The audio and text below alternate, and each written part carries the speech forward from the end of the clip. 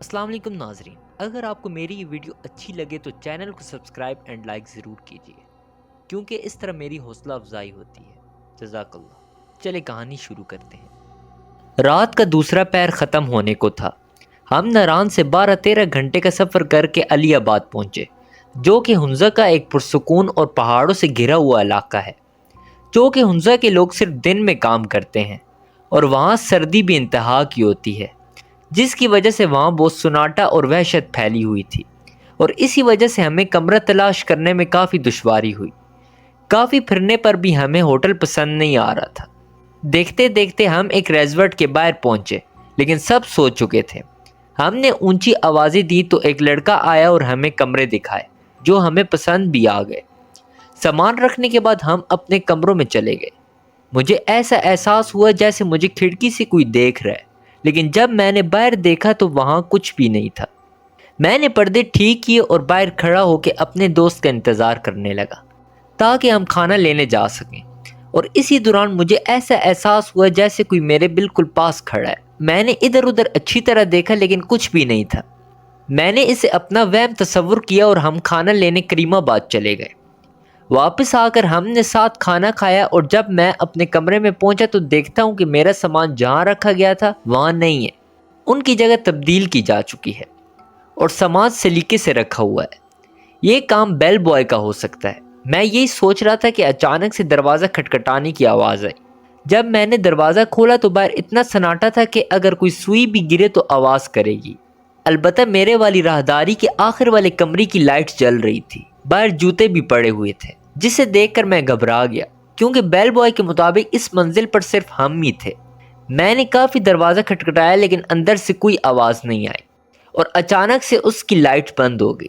میں ڈرا اور وہاں سے تیز تیز اپنے کمرے کی طرف آنے لگا کہ اچانک میری نظر باہر باغ میں لگے ایک بڑے سینگوں والے مارخور کے سر پر پڑی، اور اسی وقت میں نیچے سے ایک بلی آئی اور میری طرف دیکھتی ہی بہت تیزی سے میرے پاس سے ہوتی ہوئی چھت پر بھاگ گئی، جسے دیکھ کر میرے رونگٹے کھڑے ہو گئے، اور میں نے اپنے دوست کو بلایا اور آیت الکرسی کا ورد شروع کر دیا۔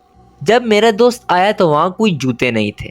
اس نے مجھے دلاسا دیا اور بولا میں تمہارے کمرے میں لیٹ جاتا ہوں، جو میں نے مناسب نہیں سمجھا اور اسے واپس بھیج دیا، اور اپنے کمرے میں آ کر لیٹ گیا۔ میں اسی بارے میں سوچ رہا تھا کہ مجھے ایسا لگا کوئی میرے سر پر ہاتھ پھیر رہا ہے اور مجھے دبا رہا ہے۔ تھکاوٹ ہونے کی وجہ سے مجھے کافی سکون آیا، لیکن ڈر بھی انتہا کا لگا۔ جیسے تیسے کرتے میں نے رات گزاری اور صبح اٹھتے ہی بیل بوائے کو بلایا اور تفصیلاً سب پوچھا، جس پر اس نے بتایا کہ یہاں ایسا کچھ بھی نہیں ہے، یہ محض آپ کا وہم ہوگا، ہم یہاں کئی سال سے ہیں، ایسا کوئی واقعہ ہمارے ساتھ یا یہاں آنے والے مہمانوں کے ساتھ کبھی نہیں ہوا۔ وہ ہمارے کمرہ چھوڑ جانے کی وجہ سے ایسا کہہ رہا تھا، کیونکہ ان مہینوں میں سیاح بہت کم جاتے ہیں، اور جب میں نے سامان کا پوچھا تو اس نے بولا کہ یہ اسی کا کام ہے۔ تب میں نے اس کو اپنے کمرے میں جانے سے بالکل منع کر دیا، لیکن میں دروازہ کھٹکھٹانے اور لائٹ جلنے بجھنے کا معاملہ کیسے بھول سکتا تھا۔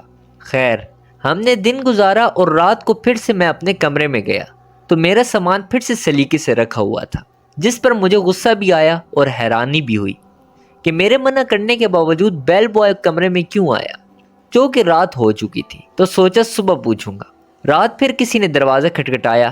ڈرتی ہوئی جب میں نے دروازہ کھولا تو وہی سناٹا اور اس کمرے کی لائٹ آن تھی، جسے دیکھ کر میری سانس بند ہونے کو آ گئی اور حلق بالکل خشک ہو گیا۔ میں نے جلدی سے دروازہ بند کیا، لیکن ایسا احساس ہوا کوئی اندر آیا ہے۔ میں نے آیت الکرسی اور کل پڑھنے شروع کر دیے اور بولا تم جو بھی ہو چلے جاؤ یہاں سے۔ میں اسی ڈر سے لیٹ گیا اور سونے کی کوشش کرنے لگا، لیکن پھر گزشتہ رات کی طرح مجھے احساس ہوا کوئی میرے بالوں میں کوئی ہاتھ پھیر رہا ہے اور مجھے دبا رہا ہے۔ وہ رات مجھے میری آخری رات لگ رہی تھی۔ جب صبح ہوئی تو میں نے بیل بوائے کو بلایا اور تھوڑا غصہ کیا کہ میرے منع کرنے کے باوجود وہ میرے کمرے میں کیوں گیا۔ اس نے ٹال مٹول کرنے کی کوشش کی، لیکن میں کافی بضد تھا۔ تب اس نے بتایا کہ یہاں ایک روحانی مخلوق رہتی ہے، جو کہ اس کے مطابق کبھی اس زمین کی مالکن ہوا کرتی تھی، لیکن وہ کسی کو پریشان نہیں کرتی ہے اور ایک نیک روح ہے، اور وہ بہت کم عیاں ہوتی ہے۔ چونکہ ہنزا کے لوگ بہت مہمان نواز اور خوش طبیعت کے ہوتے ہیں، تو میرے خیال میں وہ مہمان نواز روح تھی جو آنے والے سیاحوں کا خیال رکھتی تھی، لیکن کبھی کبھی مجھے وہ وہم بھی لگتا ہے۔ اگر آپ کو یہ سٹوری اچھی لگی ہے تو چینل کو سبسکرائب اینڈ لائک ضرور کیجیے۔